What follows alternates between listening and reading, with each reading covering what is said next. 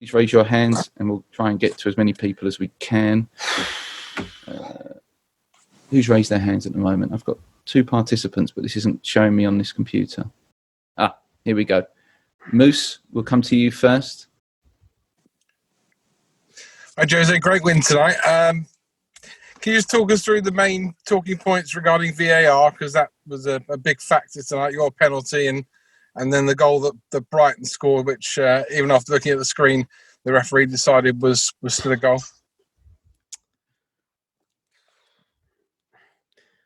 There are decisions that I think they should explain and not leaving us in front of you and us explaining things that many times we don't find any explanation to it. So I prefer not to speak about it. I see Scott as a good referee. He had the opportunity to go to the screen and watching the screen the same thing that we watched on the bench in our iPad. He should explain, but I know that is not going to happen. So let's move on and speak about a very difficult match that we won. Okay, we're going to go to Fraser Dainton from Sky. Fraser, just unmuting you. Jose, in terms of the 2 goals that you scored, obviously Kane's penalty, but Gareth Bale, great to see him straight onto the pitch and straight having an effect. You've talked about trying to give him time to get him back into the squad, but is he showing you those little flashes now that make you think it's great to have him back here? I told already for about a week or so, I'm saying that he's improving. And I told that he's not just by watching him, is just the data that supports our training process. We knew. We also know, and the good thing is that also Gareth knows, and we share idea and we share feelings, and he doesn't have 90 minutes of a Premier League match in his legs yet. So we are using Europa League to complement this training process. We are using some matches in the Premier League when we decide to play him, and the normal tendency will be, of course, for him to be better and better and better. And that's it. And he will start again on Thursday, and even on a Europa League match where the intensity is different than Premier League, I will not play him for 90 minutes. I will have always this care with him until we feel that he's ready. But today, great personality, great impact, a very important goal for us. And after that, he joined Harry in a very experienced way to play the last 15 minutes of the game. Both very clever, very intelligent, technically very good, holding the ball, bringing the ball to zones where they couldn't hurt us.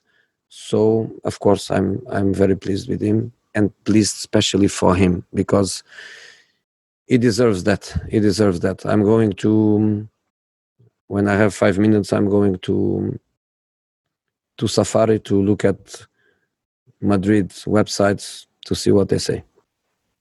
Okay, we'll go to John Cross. John. Jose, your comment at the end there suggests that you're so pleased for Gareth, basically, and yes. when we talk about criticism and the way to respond to it, it's a beautiful moment. Yeah, I think he knows that we care about him, and we know that he cares about us team, club, Spurs, and I think he's a perfect fit. As I was saying, he's very calm, he's very intelligent, he has good feelings, but he had bad feelings before because the training process was hard and his body was suffering a little bit. But we gave him what he needs. We gave him all this care as a whole. I'm not speaking about myself, I'm speaking about as a whole. Sport science, medicals, my assistants, the other players. So I'm very, very pleased for him to score this winning goal. Okay, Jerry Cox, I'm unmuting you. Hi, Jose. Were you anxious at the last 6 minutes of stoppage time, considering the games against Newcastle and West Ham cost you 4 points in total? You are always, but I wasn't much. Anything can happen in football, you know. For example, these boys of Brighton, they lost the game against Manchester United when the game was over. So in football, anything can happen. But Hugo didn't make a save. In the last 15 minutes, we were very much in control. We kept the line up. When Byrne was playing striker with Welbeck, was time for us to bring the line up, and far from the dangerous crossing area. Harry and Garrett, they hold the ball very, very well away from our defensive zone. To be honest, you always fear a result, but the ball was never in a dangerous area for us. I'm going to take 3 more questions. Apologies. I know we're running out of time. Charlie Eccleshare is next. Hi, Jose. Just wanted to ask about a couple of midfielders who impressed me. Pierre-Emile Højbjerg was outstanding. Just wanted to get your view on him and on Lo Celso when he came on for the last half hour. Yeah, Pierre was again a very important man in there. Gave us always that strength, that stability. Musa worked very, very hard for him. Tanguy to get a yellow card so early, then you play with fear.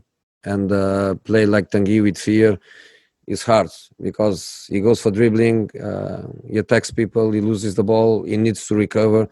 A second yellow card could arrive. I think from that moment, Tanguy was a little bit in trouble. And Gio brought that dynamic back to the team for the last 20 minutes, and he did very well for us. He's a player that needs to work. No preseason and no end of last season. So he's one that needs to recover his fitness levels. It was easy to see against Antwerp that especially to play as a central midfielder, he didn't have that fitness. To play as a number 10 with more freedom, yes, he could help us.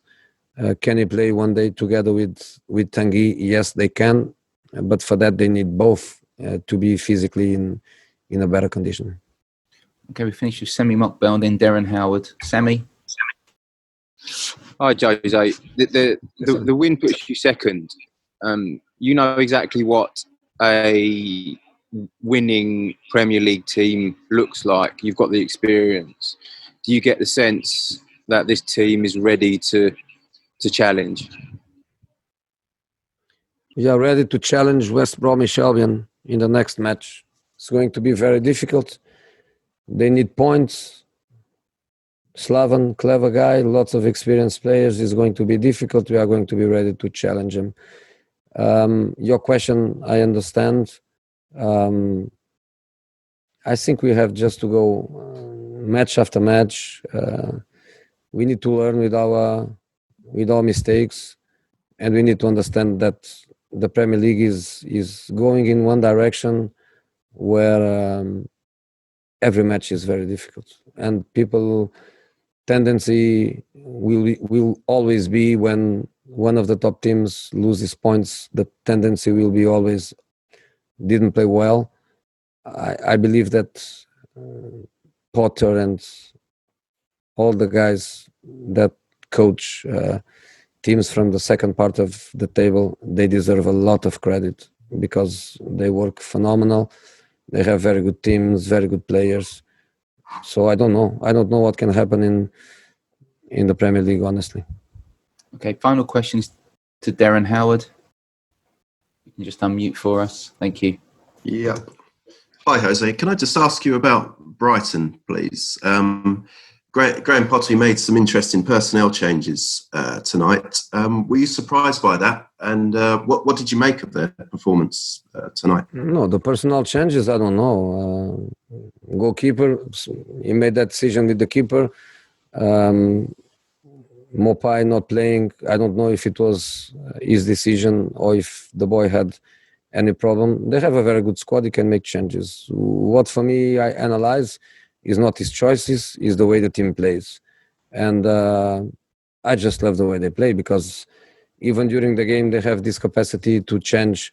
They were playing with a building up of 3. Then we adapted to that, and we were controlling the game. Then it changed for 4. Then we took our time to adapt, because sometimes what we can see on the bench, the players they cannot see on the pitch, and the communication is not very easy.